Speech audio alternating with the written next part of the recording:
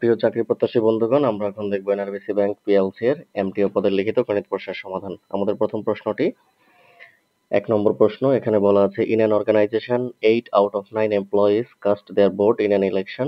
It is found that 1/11 of the vote cast is invalid. If the valid votes, the losing party receives 33.5% and the winning party wins by a margin of 384 votes. Find the number of employees in the organization. তো আমাদের প্রশ্নে বলা আছে যে একটা অর্গানাইজেশনের vote competition হয়েছে, সেখানে হচ্ছে যে প্রতি 9 জনের মধ্যে 8 জন ভোট দেয় এবং এর মধ্যে হচ্ছে 11% বা 11 এর 1 ভাগ ভোট হচ্ছে ইনভ্যালিড হয়ে যায়। তো এখানে যে পার্টি পরাজিত হয়েছে তারা হচ্ছে 33.5% ভোট পায় এবং যে পার্টি উইন করছে তারা হচ্ছে 384 ভোটে উইন করছে। Find the total number of employees in the organization. তো আমরা এখানে ধরে নিব let total employees of the organization is X. তো আমরা ধরে নিলাম যে টোটাল এখানে এমপ্লয়িজ হচ্ছে 8 জন। তাহলে এমপ্লয়িজ যারা হচ্ছে ভোট দেয়, প্রতি 9 জনে 8 জন ভোট দেয়। এমপ্লয়িজ হু কাস্ট দেয়ার ভোট। তাহলে প্রতি 9 জনে হচ্ছে 8 জন ভোট দেয়। তো টোটাল ভোট দেয় হচ্ছে কতজন? এতজন। আচ্ছা, এখন হচ্ছে ভ্যালিড ভোট কতটা? এই যে হচ্ছে আমাদের টোটাল ভোটার, এই ভোটাররা যারা ভোট দেয় এখানে হচ্ছে ভ্যালিড ভোট। আমাদের প্রশ্নে বলা আছে ইনভ্যালিড ভোট হচ্ছে 11-র 1 ভাগ। তাহলে ভ্যালিড ভোট কত হবে? 11-এর 10 ভাগ। ওকে, তাহলে আমরা এখানে লিখতে পারি 8 10 80x ডিভাইডেড বাই হচ্ছে 9 11 99। এটা হচ্ছে আমাদের টোটাল ভ্যালিড ভোট। এখন আমরা অ্যাকর্ডিং টু কোশ্চেন প্রশ্ন মতে লিখতে পারি।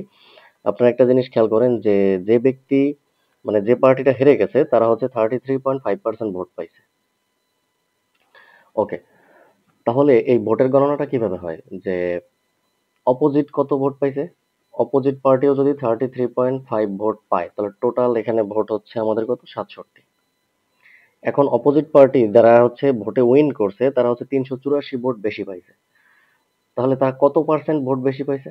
তাহলে তারা হচ্ছে 33% ভোট বেশি পাইছে। আমরা যদি টোটাল 100 থেকে 67 বাদ দেই, টোটাল হচ্ছে 33% ভোট। তার মানে তারা 33% ভোট বেশি পেয়েছে। 33% ভোট মানে হচ্ছে 384টা ভোট।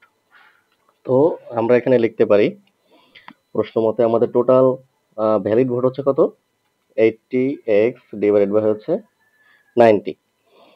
এর মধ্যে হচ্ছে ভোট 33% ভোট, তার মানে হচ্ছে 384টা ভোট তারা বেশি পাইছে।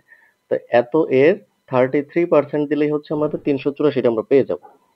তো এখানে যদি আমরা 384 গুণন হচ্ছে 100 ডিভাইড বাই হচ্ছে 33 ইন্টু হচ্ছে 99 ডিভাইড বাই হচ্ছে 80, এটাকে যদি আমরা কাটাকাটি করি এখানে হচ্ছে 3, এখানে কাটাকাটি করলে এখানে 8, এখানে হচ্ছে 10, 8 দ্বারা যদি আমরা কাটাকাটি করি 4 8 32, 6 64, 8 8 64, কাটাকাটি করলাম।